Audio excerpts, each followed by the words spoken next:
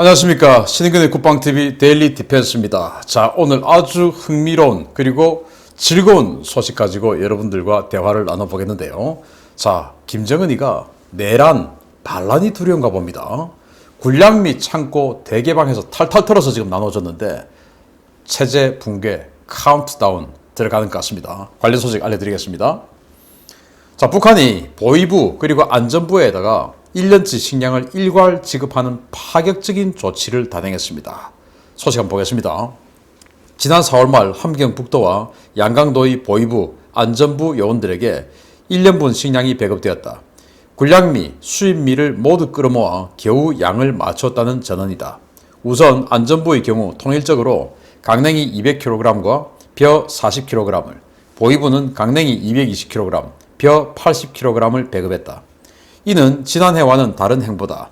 북한 당국은 당시 21분, 15일분의 강냉이 배급을 단행하기도 했지만 필요한 만큼의 식량을 확보하지 못해 최소 3개월에서 최대 6개월까지 주지 않았었다. 라고 데일리 NK가 보도를 했습니다.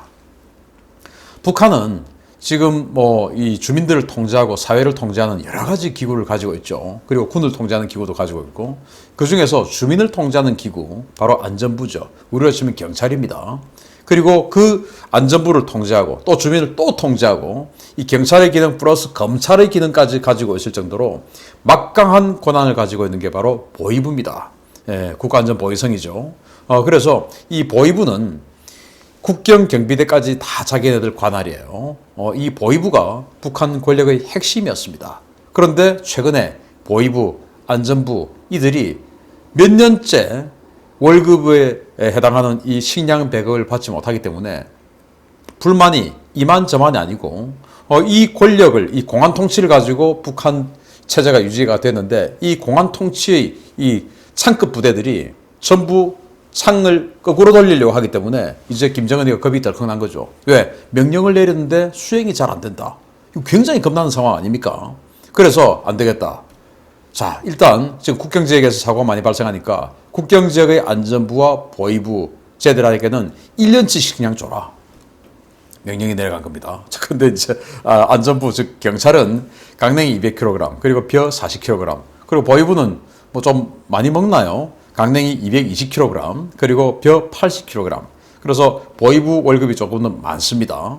그런데 벼 40kg, 80kg 이거는 우리가 생각하는 그 도정된 쌀이 아니고 도정되기 전의 탈곡만 한 바로 그 상태의 벼입니다. 그러니까 실제 도정을 하면 이거보다 훨씬 양이 적어지겠죠. 이렇게 해서 나눠줬다. 그래서 일시적으로 다운을 시켰다. 그렇게 할 수밖에 없었던 이 텅 빈 곳간을 탈탈 털어서 치안기관에 뿌린 이유는 뭘까요? 이 보위부가 최근 3년간 배급을 제대로 받지 못했기 때문에 어마어마하게 불만이 팽배해 있고 이제는 명령이 제대로 작동 안 하는 그런 상태가 되는 것이죠. 지난 19년부터 쭉 보도가 나왔는데 19년 3월 1일 RFA 보도를 한번 다시 반추해 보겠습니다.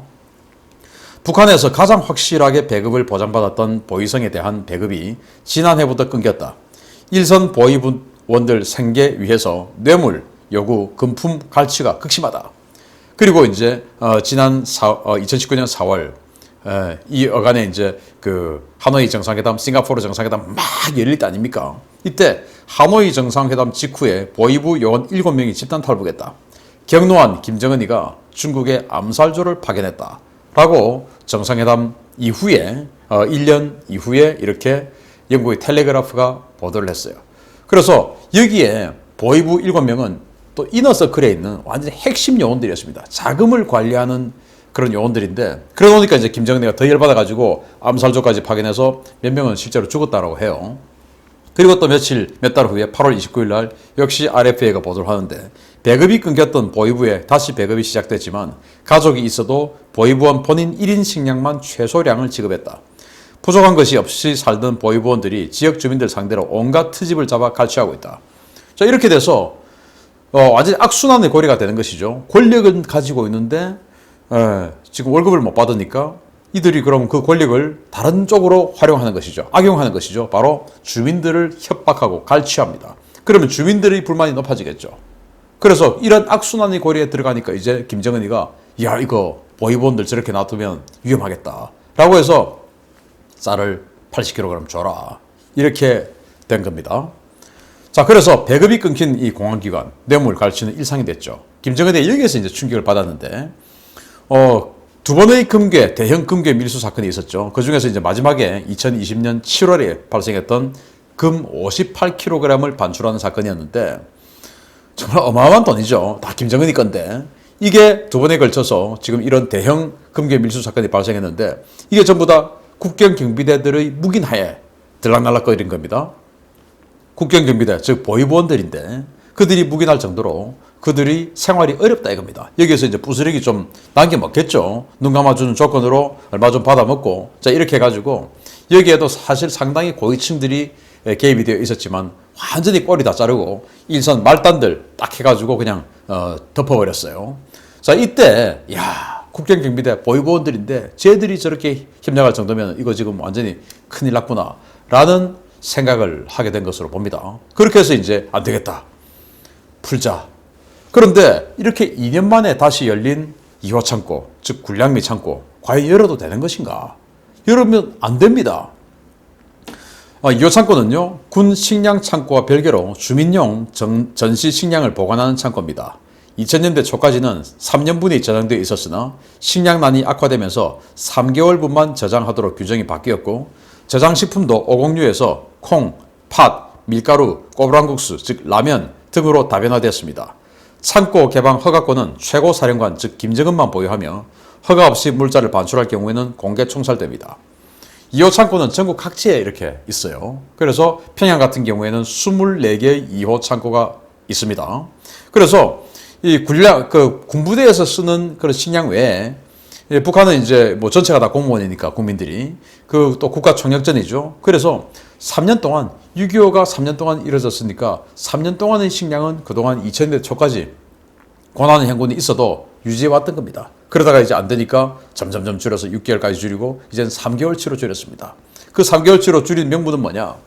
어차피 지금 전쟁 나면 쟤들이 죽든 우리가 죽든 한 달 만에 다 끝나. 이렇게 바뀌었다는 겁니다. 뭐 사실입니다. 북한이 선제타격 하든지 우리 대한민국이 선제타격 하든지 선제타격하는 팀이 한 달 만에 이기는 거로 저는 봅니다.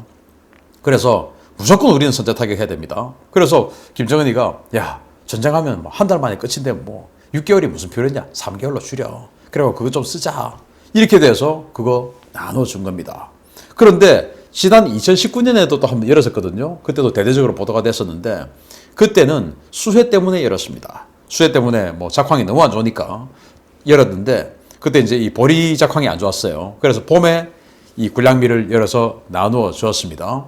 그런데 2019년에는 가을 추수를 하고 나서 그거를 이 인민들에게 완전히 쥐어짜가지고 다시 채워 넣었습니다.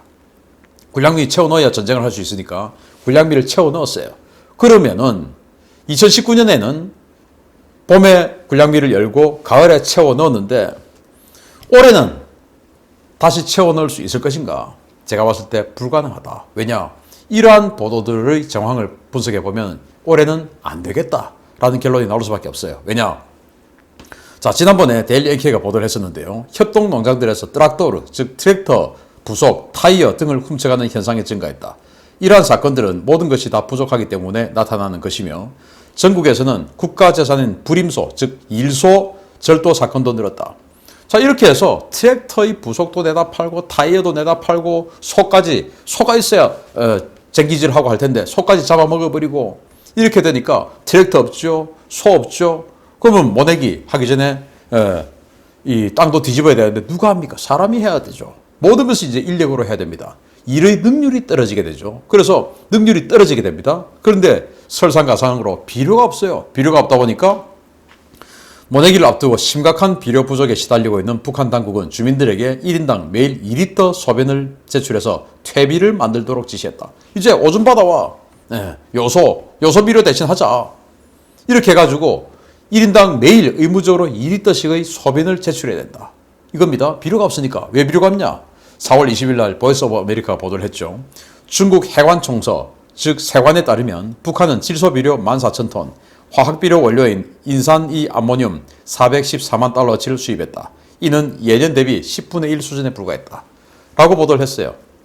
그런데 놀랍게도 작년, 즉 2020년에도 2010년, 19년 대비 비료 수입을 10분의 1밖에 못했습니다. 그런데 올해 또 10분의 1이라고 또 이야기를 합니다. 그러면 도대체 얼마나 지금 적은 겁니까? 북한 전체에서 14,000도밖에 비료가 없다라는 겁니다. 그런데 농사를 지으려고 하면은 여러분들 뭐 농사 지어 보신 분들 아시겠지만은 이 비닐 같은 것도 있어야 됩니다. 그래서 비닐 덮고 이제 이 파종하고 하는 그런 잡초 안 나게 하고 하는 그런 여러 가지 재료들이 있지 않습니까? 그런데 북한은 비닐 공장이 없어가지고 물론 있는데 가동률이 안 되니까 중국에서 수입을 해오는데 농사용 비닐을 이번에는 비닐이 수입이 안 된 겁니다. 그러면은 이 쌀 외에 다른 채소라든지 다른 뭐 식량들이 또 많이 있지 않습니까? 그런 부분에 대한 작황은 대단히 안 좋아질 수밖에 없습니다. 왜? 그런 이 농사 부자재가 수입이 안 되기 때문에. 그런데 그러면 비료는 많이 했냐? 비료도 턱도 없이 부족하게 수입이 됐습니다. 비료가 적으면 어떻게 됩니까? 수확량이 적어지죠. 그리고 이렇게 트랙터라든지 그 소라든지 이런 농기구가 사라졌죠. 자기네 팔아먹고 잡아먹어 버렸으니까. 그래서 일의 능률이 엄청 떨어지게 됩니다. 이런 상황이 되어버렸죠. 그러다 보니까 노동신문에서 5월 11일자로 뭐라고 보도를 했냐면은 모내기 전투는 경제 재건의 주 타격 방향이다. 라고 노동신문에서 대문짝만하게 적었습니다. 모내기 열심히 해라. 자, 트랙터로 없어? 소 없어? 니들이 열심히 심어. 라고 인력에 완전히 그냥 노예처럼 부려먹기 위해서 노동신문에서 그렇게 독려하고 나섰습니다. 그 말은 가로치고 생산에 안 나오면 니들 다 죽었어. 이거거든요.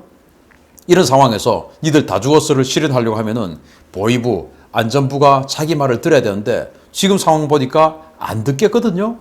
그러니까 이제 이 군량미 창고를 열어서 2호 창고를 열어서 줘라. 일단 올해 한 해는 내 말 듣게끔 해놓자. 1년분 식량 줬으니까 너 뭐 올해 연봉 받았으니까 나한테 충성해야 될 거 아니야? 이거지요. 자, 그런데 전 주북 독일 대사가 이렇게 이야기합니다. 시간이 갈수록 북한 정권에 불리한 상황이다 라고 이야기해요. 시간은 북한 편이 아니고 시간은 미국 편이다 이겁니다. 바이든도 분명히 이야기했죠. 시간은 미국 편이다 라고 이야기했습니다.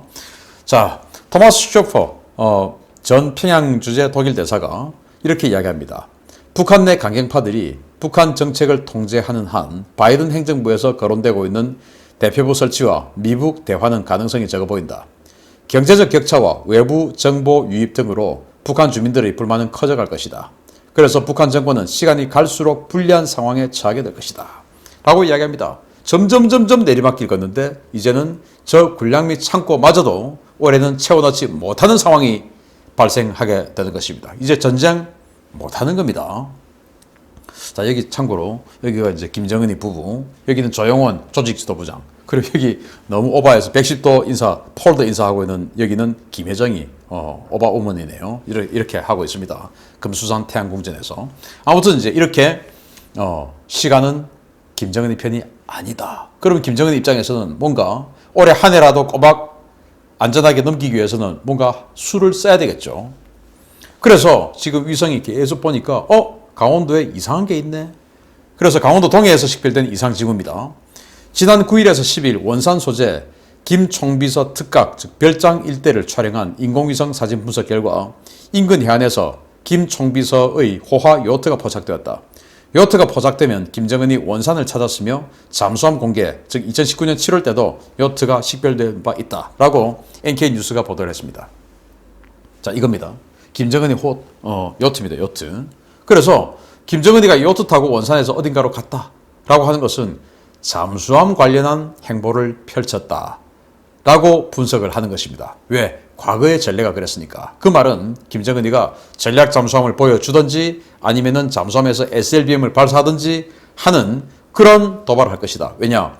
내가 이 잠수함으로 또 이 잠수함에 탑재된 SLBM으로 미국 캘리포니아 타격할 수 있어.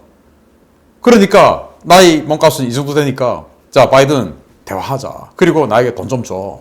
그러니까 네가 직접 주기 싫으면 지금 돈 주고 싶어서 안달이 나가지고 씩씩거리고 있는 애 저 밑에 있으니까 저한테 그냥 잘하고 해라 제발 라고 하는 협상의 수단으로서 나에게 관심 좀 가져줘 라는 수단으로서 지금 SLBM 준비하고 있다 라는 징후가 나온 겁니다.